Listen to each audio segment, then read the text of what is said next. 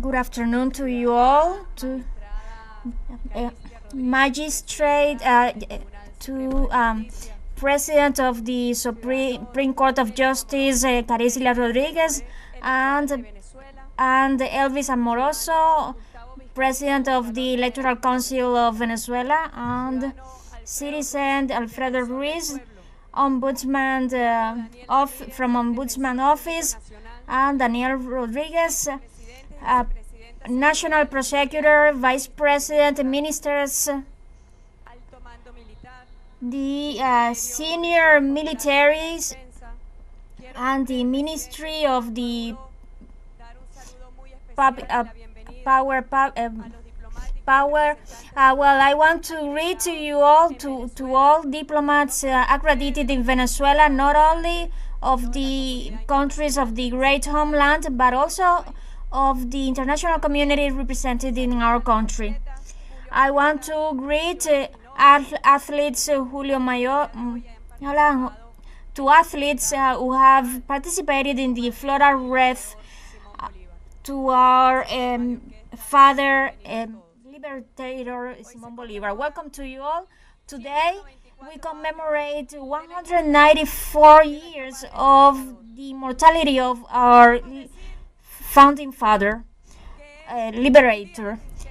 We can say that it is a day of sadness, but I prefer to understand it that it is always a great joy to speak about Simon Bolivar, that it makes us very proud because it is one of the most universal heroes that have been born from Venezuela. It is undiscussable the honor that when we cross over our borders and we know what it meant, the crossing of borders of our liberator Simon Bolivar to reach freedom. So we feel very proud, and let's think about that child Simon, who was forging himself in the harshest difficulties of his life, and how this child Simon arrived to swear in for the freedom of our country, of how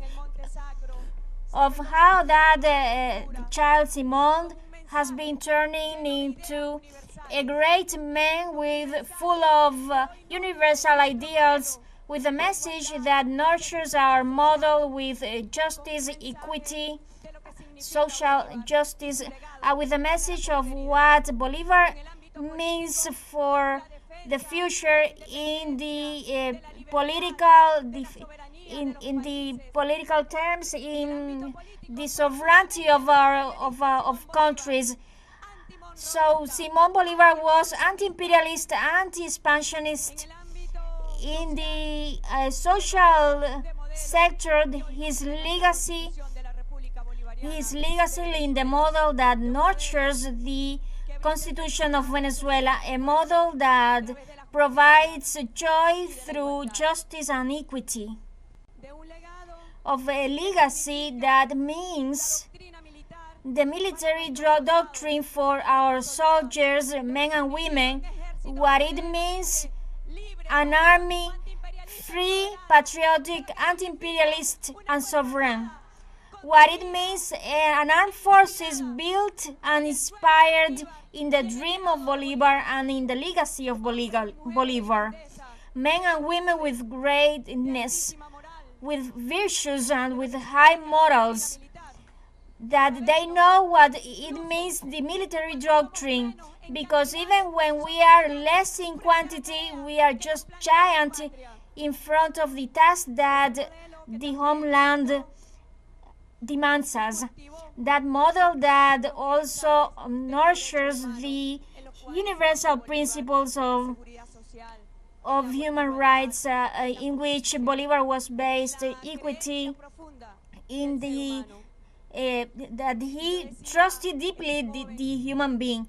I said that young who was who changed in Angostura, who fight, who is in the campaign of New Granada, facing the severe weather conditions, and we pictured through all those hardships, going through, crossing over regions to reach freedom of neighboring countries, of sister nations, and how Bolivar turns into Carabobo.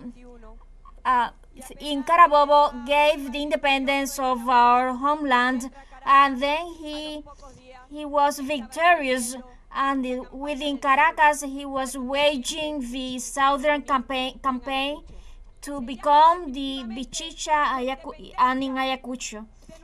So forging the independence of our countries in front of the Spanish Empire. Bolivar never stops amazed us in his military and personal life, because he has a great impetus, joy, optimism. He was never defeated in front of hardships. That's why he is known as the man of hardships. And that has taught us to be the people of difficulties, to not surrender ever, to not show us weakened ahead of those who intend to subdue us. So our enemies, our adversaries, must study Bolivar to understand us. They must see in Bolivar who we are. And Bolivar perceived freedom with an strategic target, not only independence and freedom themselves as precepts of sovereignty, but Bolivar saw it thinking about the powerful unity of Latin America, and he said that the union of Latin America would be the political balance of the world. Maybe this would explain 2 centuries later when he was right when he claimed the unity of Latin America as a mechanism not only of power and strength, not only of internal profits of our relations in benefits for our peoples, but the universal message that he would send to the world. He spoke about the political balance. He always thought about the humanity. That's why he arrived to the remote areas of Peru to reach the independence of Peru, and he said he waged that battle on the ground, and he always thought about the Latin American unity. So those who are sons and daughters of that sword of freedom, and who have become traitors, and who have been submitted, they know they are betraying Bolivar. They know that they are betraying our strategic target, as it is the union of our peoples. They know that they are at the service of the hegemonic powers, and they know that they are at the service of Washington. So you know all that today the Canadian government sanctioned high senior authorities of the Venezuelan state, to the President of the Supreme Court of Justice and the representatives of the Electoral Council, it is a government that is subdued to those who humiliate them.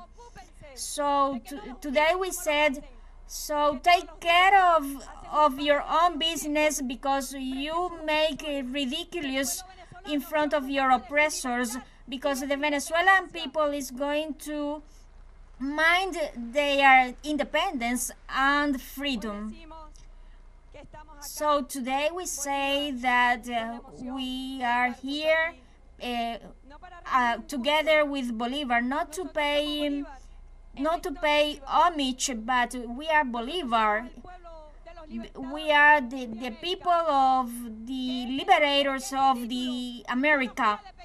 That title cannot be small. That title must be the inspiration to our defense of the nation and of our dignity. They say that after the death of Bolivar, those empires at that time, they thought it was the time, as they think that today is the moment of subduing Venezuela, as if these years of economic blockade weren't enough hardships. After the death of the Liberator, the British Empire searched the plundering of our Essequibo. That's why the Essequibo's defense cannot be postponed. We are a living history. We are dedicated to defend the legacy of Bolivar. Father Liberator, in front of you today, your anguishes are the motor, are the engine to defend Venezuela, to defend unity, Latin American unity. That today your anguishes be your dreams fulfilled. And so when someone wondered who we are, we replied, we are the daughters and sons of Bolivar. So we must carry out the project of Bolivar.